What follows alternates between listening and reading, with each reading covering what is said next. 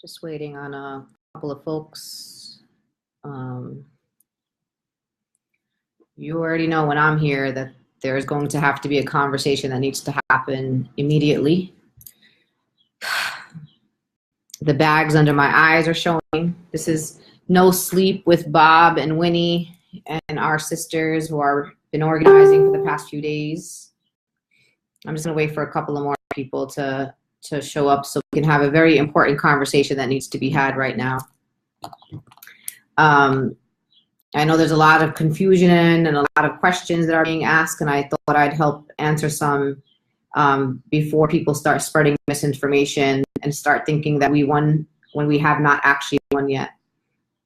Just letting,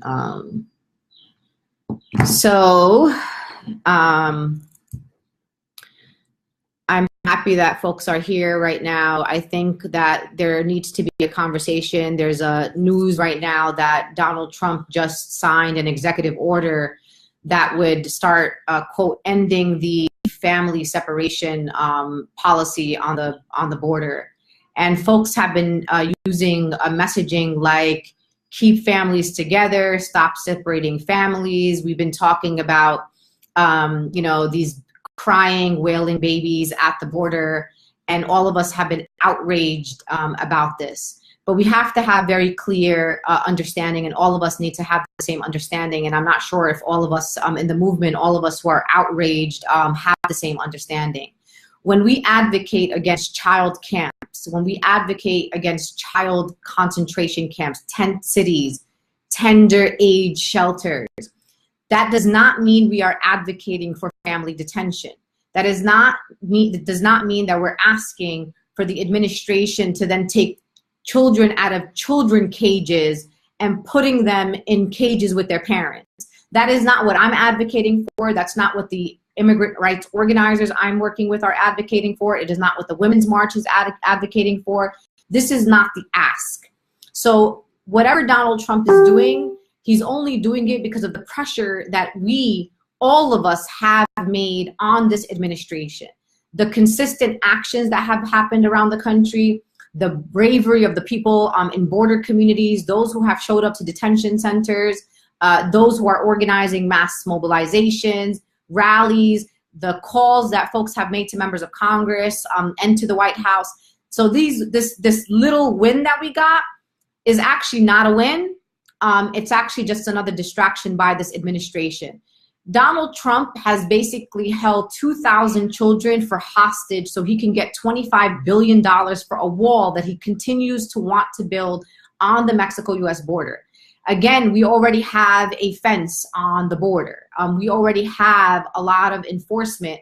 What we do need is to change our draconian immigration laws, which are why people choose to cross our border instead of, quote, doing it the right way, because there is no right way for people predominantly from Central America to come to these United States. So when you're out here talking about keeping families together, when you're talking about ending family separation, you have to be clear that you are not advocating for the incarceration of children with their parents. 76 years ago was not that long ago. And in 76 years ago, we interned Japanese Americans with their children. So when Japanese internment happened, we incarcerated the Japanese children with their parents. It was not okay 76 years ago for Japanese Americans, and it is not okay today. So don't be the person that would have been okay 76 years ago with interning entire Japanese American families. It is not okay to put adults and children in cages.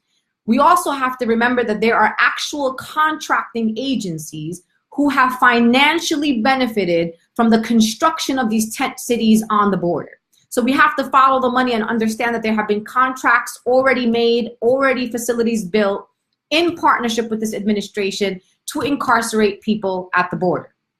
The other thing that is not clear from this executive action is that when you incarcerate the children with their families, how long it seems to me that it is for an indefinite amount of time.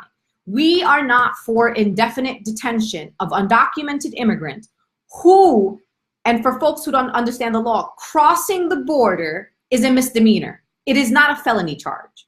So let's repeat that again.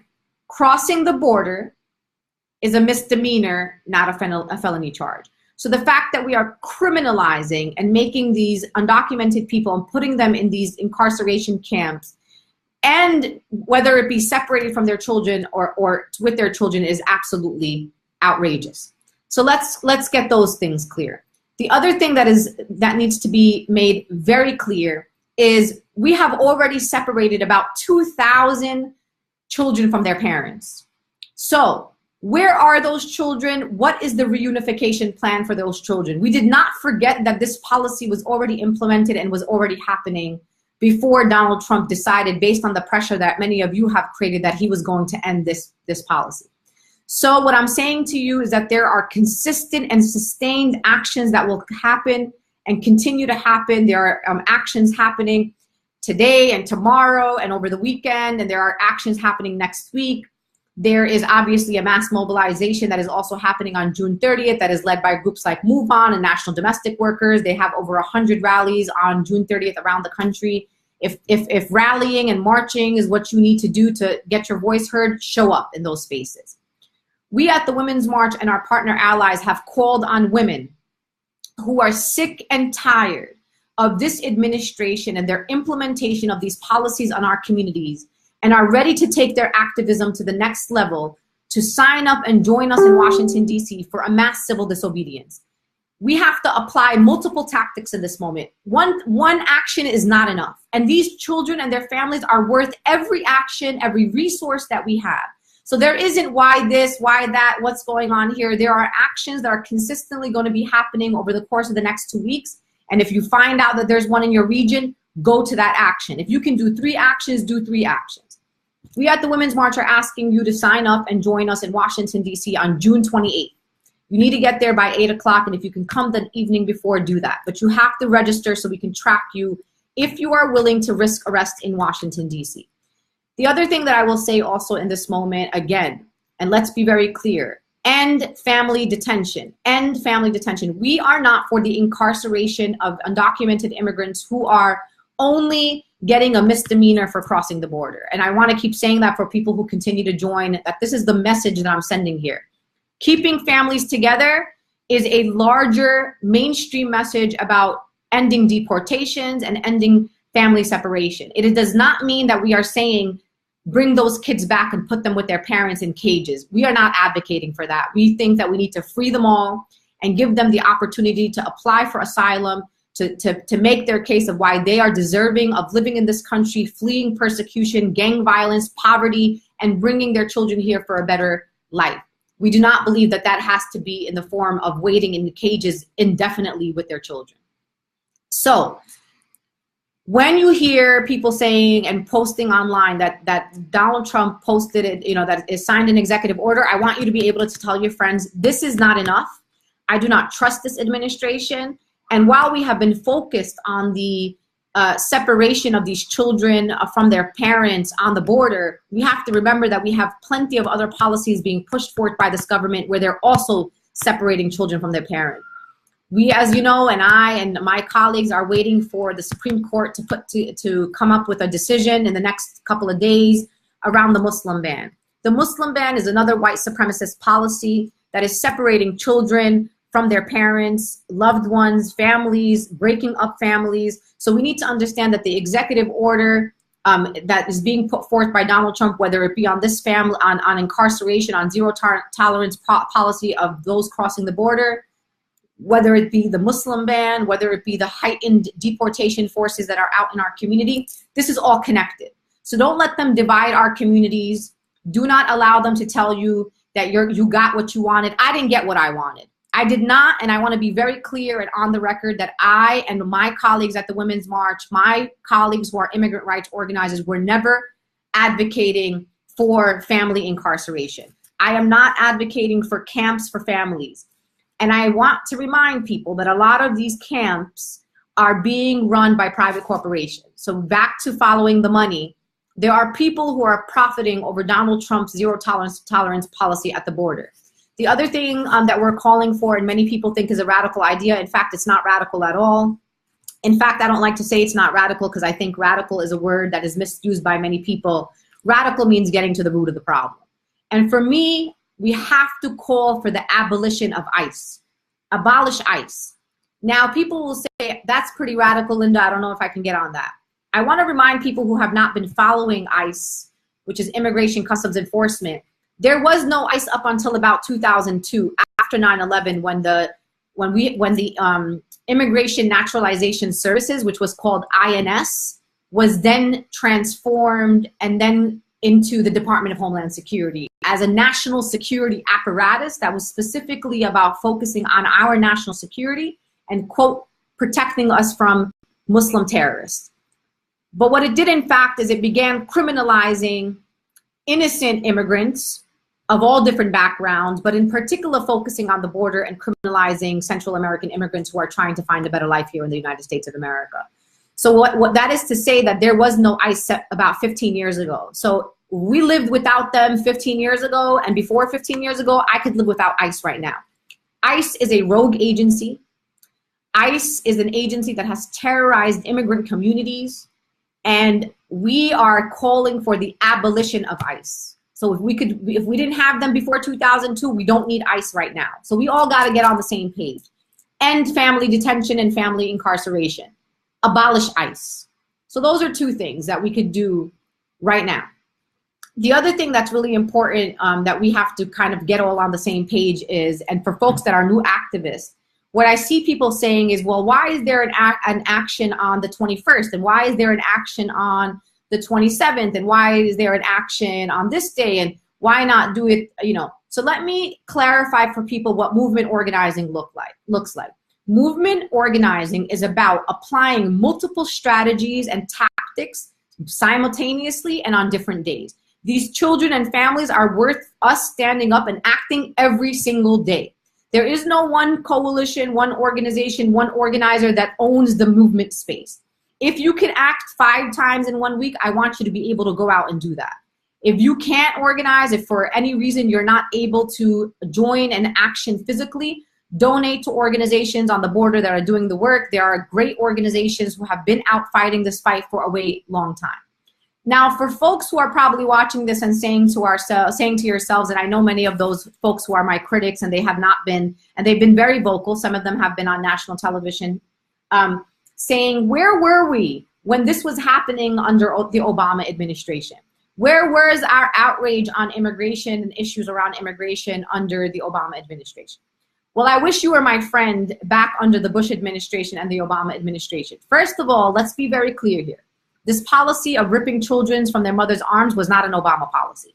That is a new policy that started in April of 2018 by the Trump administration. That's just the fact of the matter.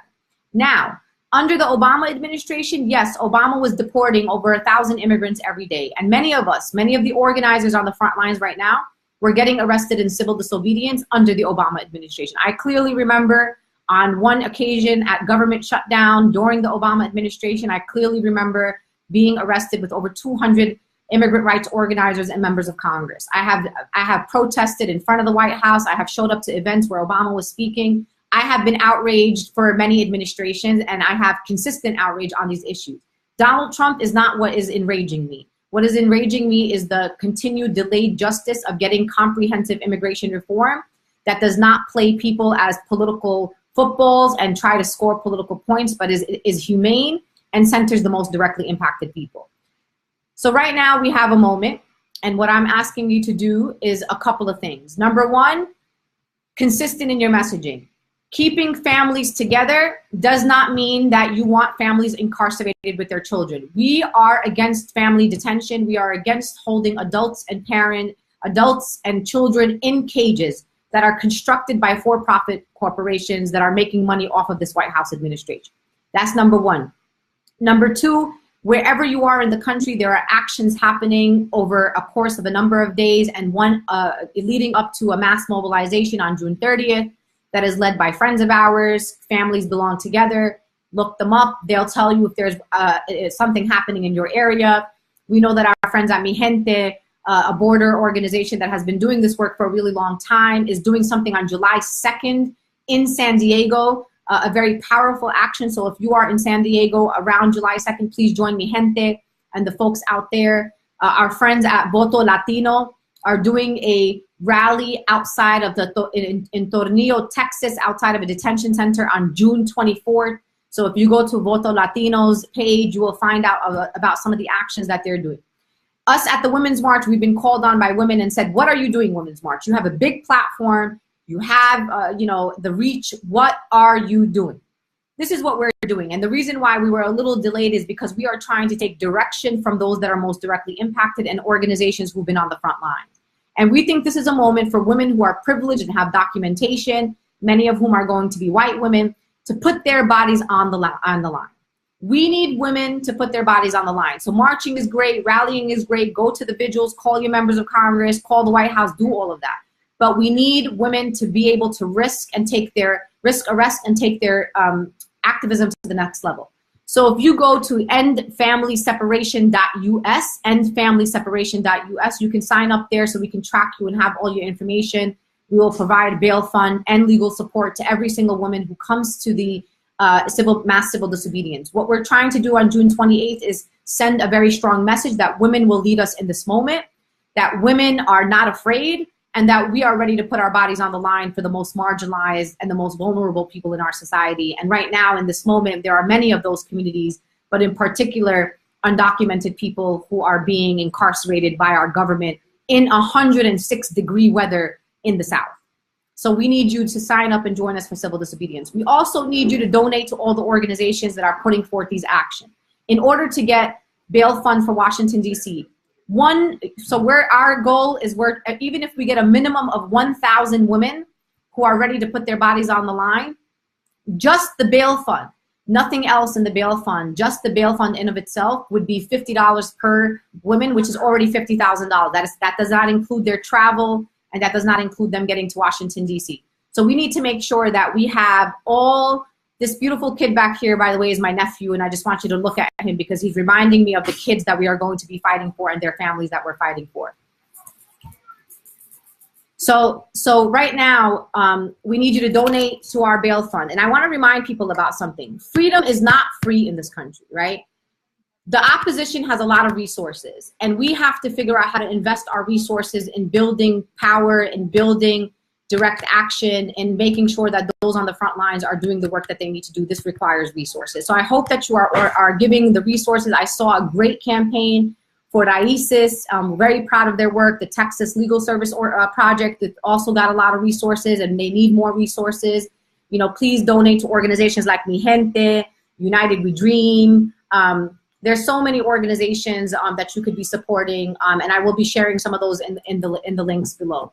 So let's not be distracted by this administration. This administration is not giving you any wins. They are all using this for their own political base. They are doing this to play us all against each other. We are not deterred. We are not, we're not going to put our hands up and say, it looks like they're going back on that family separation. We are against family incarceration and family detention. We would have been against it during Japanese internment, and we're going to be against it now. We will not stand for internment camps on this U.S. soil right now in our generation. So stay loud, stay proud, stay consistent, correct misinformation. Don't let this administration play you. This is a white supremacist administration with a white supremacist agenda. They have put forward policy after policy after policy after policy and have proved to us over and over and over again that they are looking to ensure that those who are the most marginalized go further into the margins. And we're saying it's not going to happen. So I hope to see you on June 28th in Washington, D.C. If you are a woman and you are ready to risk arrest and you are ready to do for these children and families what you would be willing to do for your own family, go to endfamilyseparation.us. There you can also donate to our efforts. Like I said, $50 forfeiture bail bond for individual women. And in order for us to bring and to diversify those we bring to the table, we are going to need as much resources as possible. So thank you very much, everyone. I'll keep updating you. I'll keep you motivated and inspired, and we'll see you on these streets because that's where we belong.